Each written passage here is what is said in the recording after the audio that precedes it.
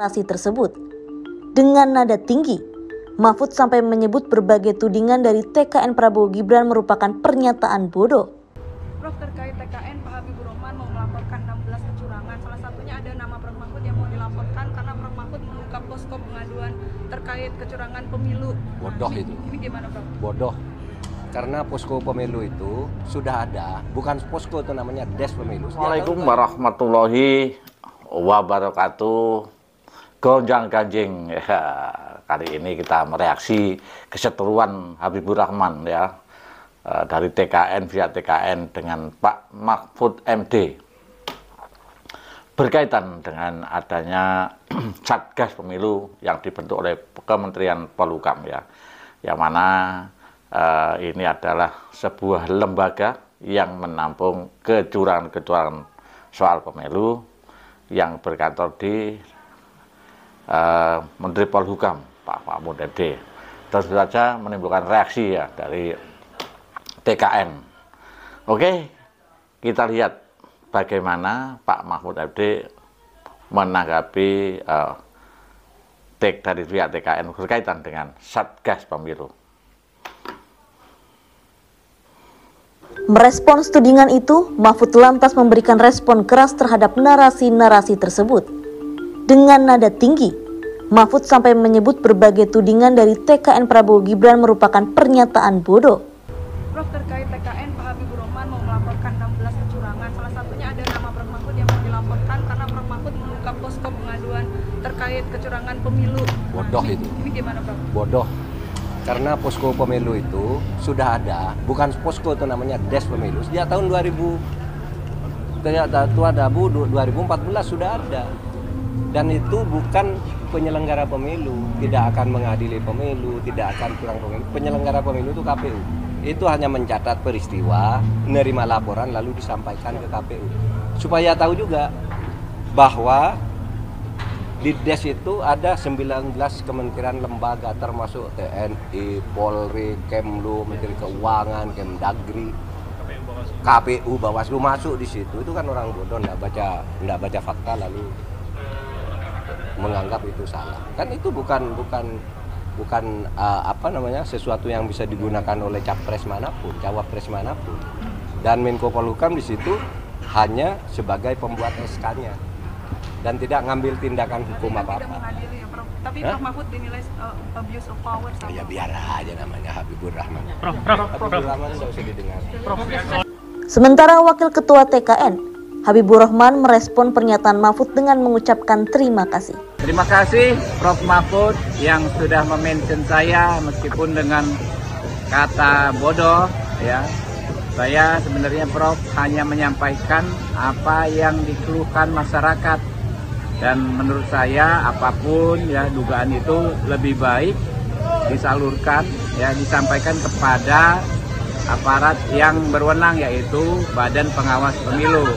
Thank you banget Prof. Mestinya saya disebut juga ini ya Prof. Dapilnya Prof Jakarta Timur ya, Habibur Rahman bodoh dari Jakarta Timur. Statement dari Bapak Mahfud MD yang menanggapi kritikan dari TKN Habibur Rahman. Yang jelas di sini Pak Mahfud dengan nada marah ya dan keras menyatakan bodoh.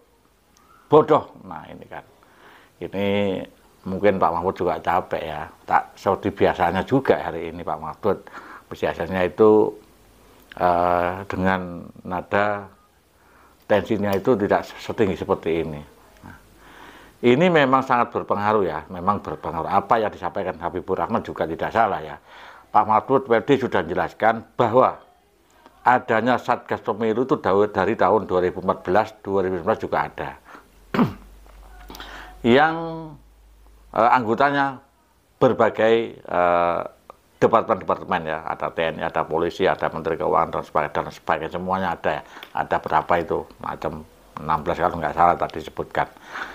Ya memang ketika itu memang Pak Mahfud bukan calon presiden, calon wakil presiden. Dulu kan memang Satgas itu ada, cuma kebetulan Satgas ini hari ini di samping yang memberikan SK, tetapi juga kebetulan calon wakil presiden dari 03 Ganjar Pranowo. Nah, yang tidak biasanya, kalau dulu sudah biasa ada Satgas Pemilu, tetapi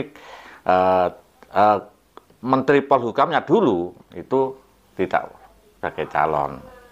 Nah, kali ini jadi calon, sehingga rancu, ya, walaupun di situ tidak bisa bertindak, artinya tidak hanya tugasnya itu menghimpun semua pelanggaran, kemudian disampaikan ke KPU.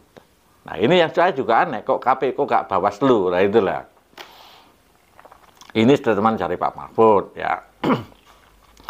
Yang jelas memang, yang jelas menurut saya, memang kalau itu cawapresnya Pak Mahfud tadi, memang sebaiknya Satgas itu dibentuk oleh yang lain, ya.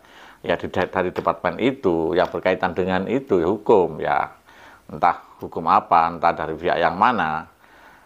Nah, kali ini rancu, sehingga tidak salah juga Habibur Rahman kritik kepada Pak Mahfud MD, karena memang itu tadi, di samping cawapres, juga ketua Satgas Pemilu. Nah, sehingga dianggap netralitasnya juga kurang.